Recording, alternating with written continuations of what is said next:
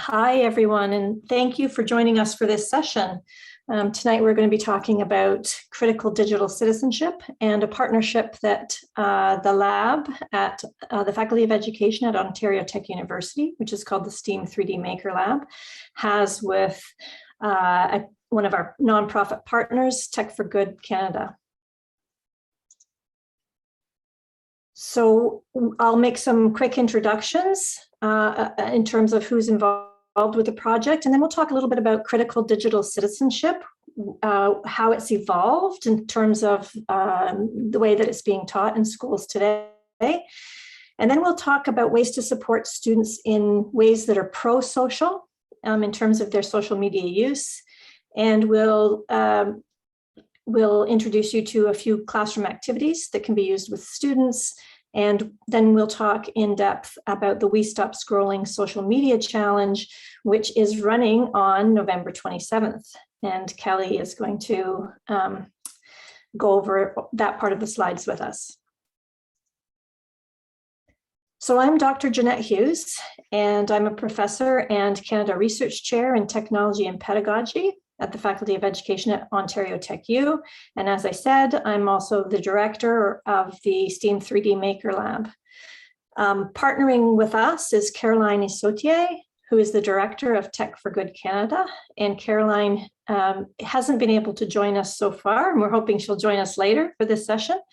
We're also working with Dr. Jennifer Lafayette, who's an assistant professor in the Faculty of Education at Ontario Tech U, as well as Kelly Wong, who's our junior project manager on this project, working with me in the STEAM 3D Maker Lab and working closely with Caroline as well. And finally, Dr. Laura Morrison, who's our research project manager and has been handling most of the logistics and will be keeping us on track tonight.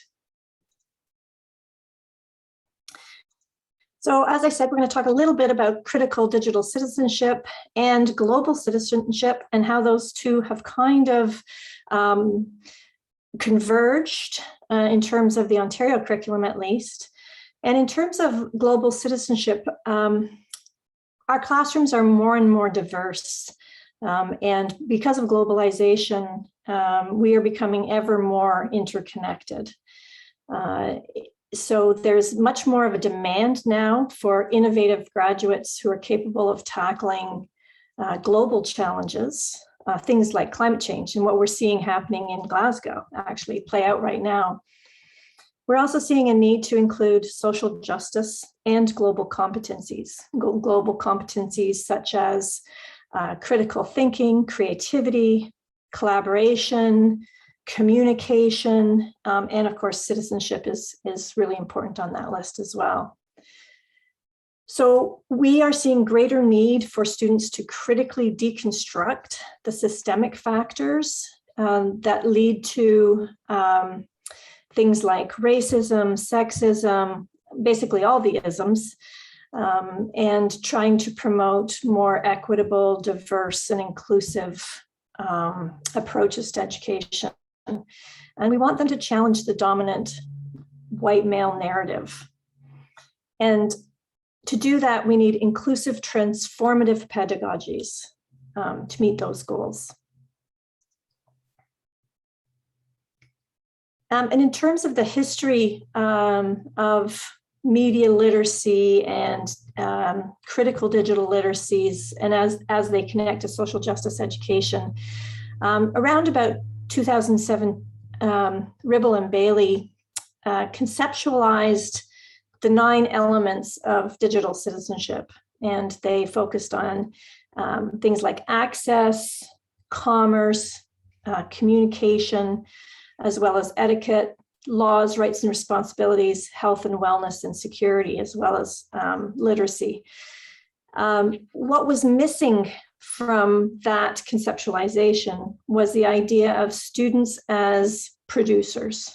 So they were really just positioned as consumers in that framework until about 2015, where making and the concept of remixing, so taking something old or existing and then repurposing it or representing it in a different way to make it new, that orientation became more important, and is still really important. But what we've noticed is that one thing that has been missing from the curriculum around media literacy, critical media literacies, and digital literacies is a focus on essentially giving students agency to create change, and this idea of student activism. And by activism, we don't necessarily mean, joining protests and participating in marches, although those things could potentially be part of activism. But it's a way for students to feel empowered, to use their voice for change. And so giving them space to do that has become really important, especially in the current climate where we have recently, we've had a lot of social unrest, the Black Lives Matters movement in the US and across the world as well, climate change and how that is being exacerbated. What we want to do is create spaces for students to use social media for pro-social purposes, and not just for showing, the most recent dance they created or what they cooked for supper.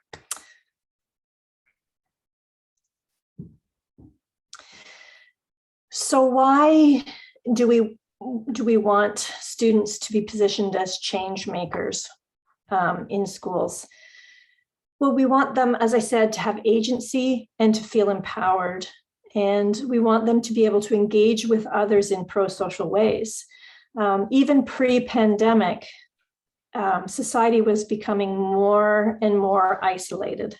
And in 2020, I believe, SSHRC, the Social Sciences and Humanities Research Council, commissioned a report on the global challenges that we're facing today in Canada. And one of them is the emerging asocial society, because the nature of work is changing.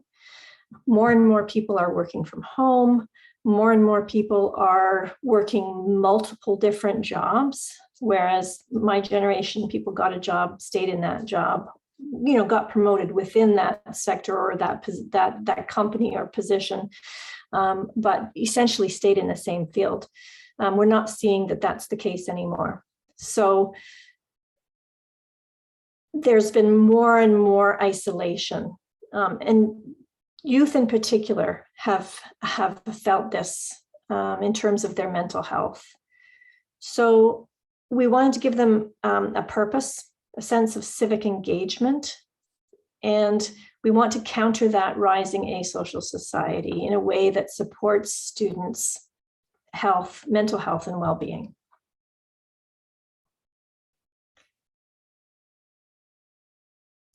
So, sorry, could you go back one slide? Thanks.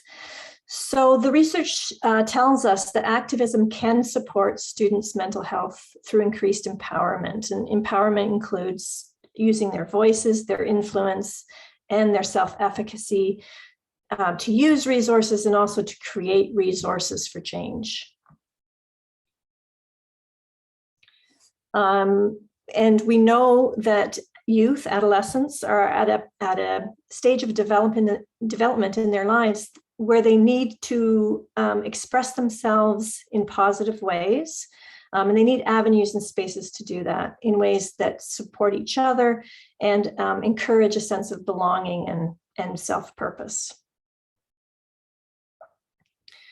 What is currently happening in the landscape is that social media, and particularly TikTok, has been used for, some might say, nefarious purposes. And probably the most prominent example of that, recent example, is the Devious Licks Challenge, which you may have heard of. This was something that originated in the US, but has certainly spread to Canada. And schools across the global north are experiencing the vandalism and destruction of property, particularly in school washrooms. So an entire list of TikTok challenges was released. September's mission was to vandalize school bathrooms. October's mission was to smack a staff member. And this, of course, has been happening. Certainly, I have seen cases in the news, in the media about this, where students are hitting their teachers or other staff at schools and taking videos of it. Not particularly smart to videotape yourself assaulting someone, but nevertheless, that's what's happening. And then the rest of the months have been designated with a specific school-related challenge as well.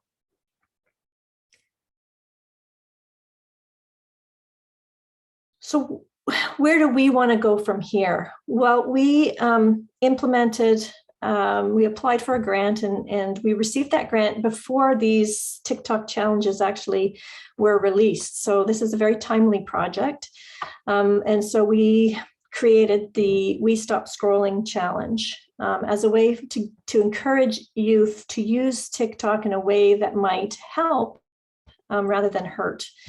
What we've been doing to date is curating all of the ways that Canadian youth are using TikTok and Instagram to make change, to create awareness, to challenge some of the negative things that are happening in the world.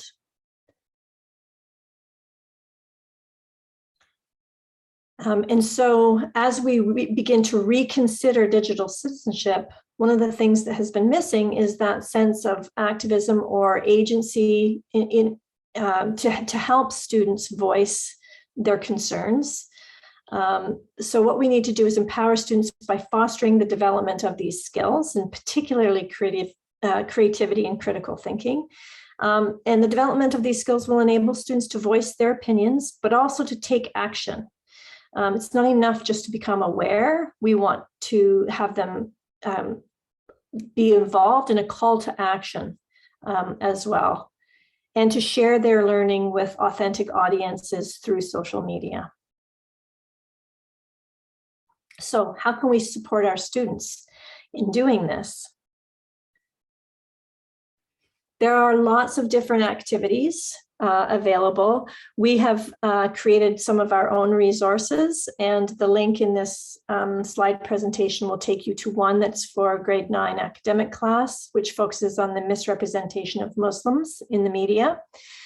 On the next slide, we also point you in the direction of Media Smarts, which has a number of different activities as well. This one could be used anywhere from grade 8 to 12.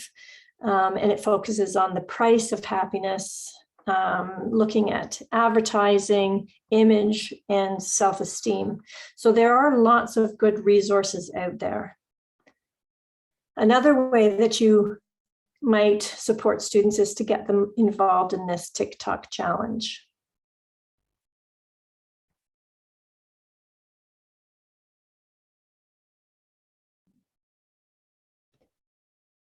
Hi, everyone. My name is Kelly, and I am the Junior Project Manager, and I'll be talking a bit more about the We Stop Scrolling Challenge.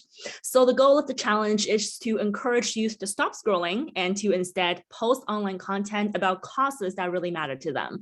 So for example, some of the causes include body positivity, Indigenous culture, Indigenous issues, LGBTQ, mental health, stop Asian hate, Black Lives Matter, racism, disability, and many more. This is just a simple list. And who can participate in the challenge? So we're inviting students and teachers with their class of students between the ages of 13 to 18 to participate. And in terms of how to do so, we are encouraging the youth to post about a social cause on TikTok or Instagram. And they can use a student account that we have or an account that the teacher has created for the class. They can post individually or as a group, and the video can contain visuals.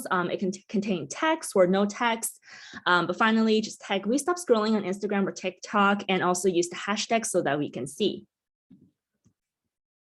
So I'll talk a bit more about some of the content that are often seen on the platform TikTok. So TikTok is a video platform. So the videos can be up to 3 minutes long, but they're usually under 30 seconds, so pretty quick. They use a first-person narrative. It's always just one person or two people talking to the audience. A lot of the time you'll hear background music. And oftentimes they'll use a green screen effect as well. So just visuals.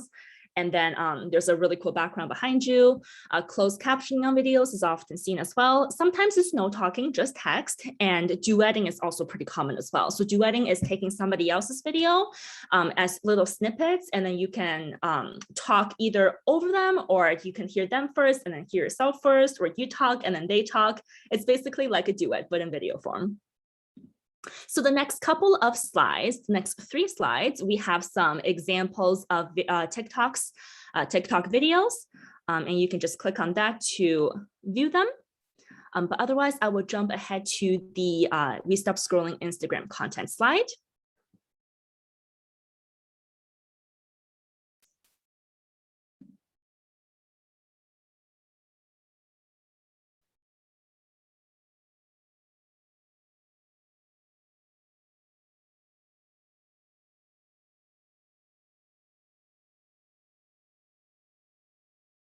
Right, so I'll now talk about some of the common content that we see on the platform Instagram. So unlike TikTok, Instagram, you can post both videos and pictures. So TikTok videos are often seen on Instagram as well, but also on Instagram, we can see photos with captions, photos with text right on the picture, and also some infographics.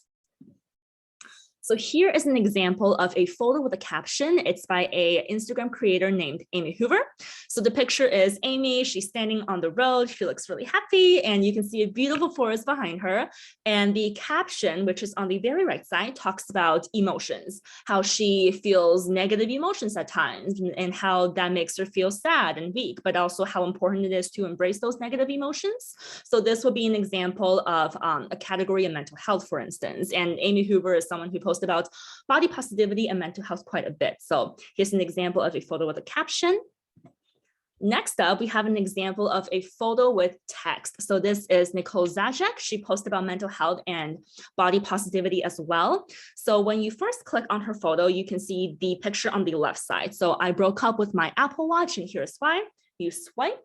And then you see this picture with the text, my relationship with exercise got unhealthy when I started to tell myself it didn't count if my watch wasn't tracking my calories burned. So something like this would be different than the one we just saw. This one has the caption. However, you can also see the text right above.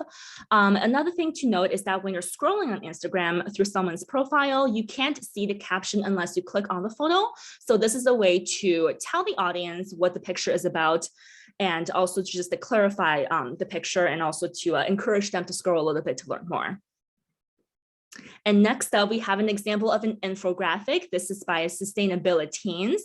So infographics are really good for giving out a lot of information, but also in a really visual way. So for this one, you see the colors, you see the text, and you can scroll to learn more. This is just an infographic with 4 slides. Sometimes they can get up to 9 slides.